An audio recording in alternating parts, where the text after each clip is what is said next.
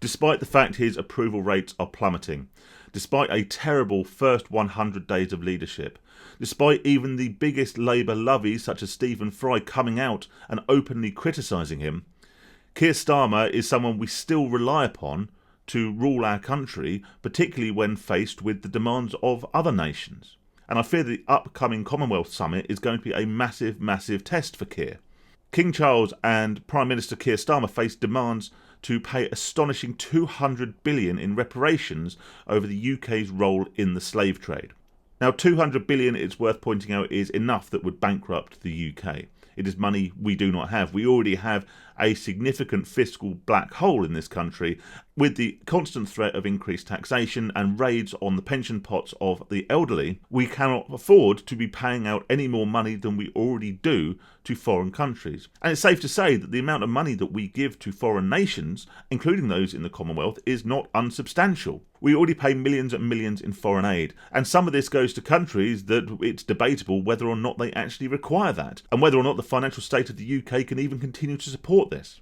A group of 15 Caribbean countries has unanimously agreed to put slavery reparations on the table at the Commonwealth Head of Government meeting in Samoa on October the 21st. Now, dare I suggest it's not probably too difficult to rally the troops, so to speak, and hold a unanimous position on such a thing when the UK is already seen as a soft touch, and that this basically would be a huge cash injection for these, in some instances, developing nations. This is a point at which we need Keir Starmer, our leader, and our king to be strong. There should be no negotiation. There should be no weakness. We need strength. However, we've already seen Keir Starmer crumble at the hands of the trade unions. So the prospect of him standing up to 15 Caribbean Commonwealth nations who are demanding billions over a very sensitive topic is going to be a real test for him. Sorry to interrupt the video very, very quickly. If you're not already subscribed, please just hit that subscribe button. It's completely free. There'll be no hard feelings if you change your mind at a later date. At the moment, only 5% of people who watch my videos regularly are actually subscribed. So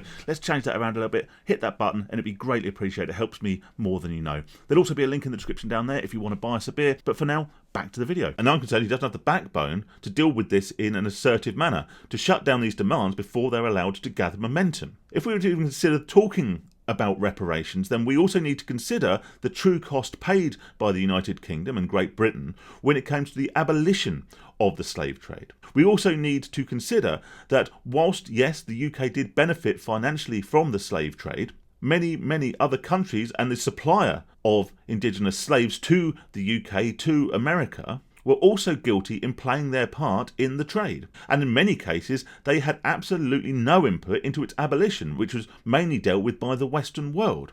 Or what we could do is take the common sense approach. Accept that slavery was a terrible period of history.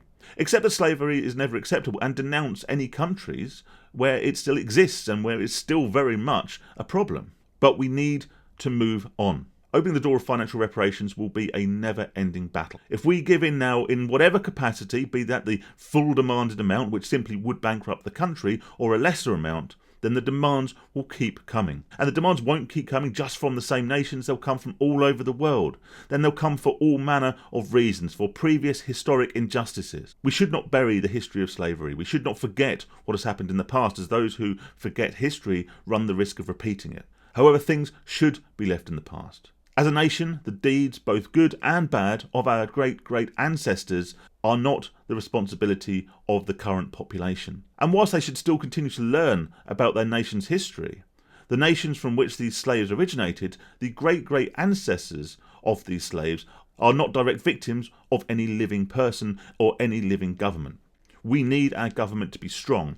We need our government to stand up and say no to reparations. It's not to denounce the suffering that those slaves went through. It's not to forget about historical wrongdoings, nor should we forget about Britain's part, significant part, in the abolition of the slave trade, and the fact that many of the countries from which the slaves came were just as guilty of perpetuating the trade as some of the Western countries who may have profited from it. Every flag is covered with a little blood. Every nation has shame in their past. We should not forget this, and the new generation should continue to learn about the darkest parts of history to prevent these from repeating themselves. However, we should draw a line. We should not enter into debate. We should not enter into negotiation, as otherwise the demands will continue to come and the UK will be seen as a soft touch. Do we not do enough on the global stage already, in terms of peacekeeping, in terms of foreign aid, and accepting an exceptionally large number of migrants into this country under the banner of refugee or asylum? I hope that Keir Starmer stays strong. I hope that our King stays strong.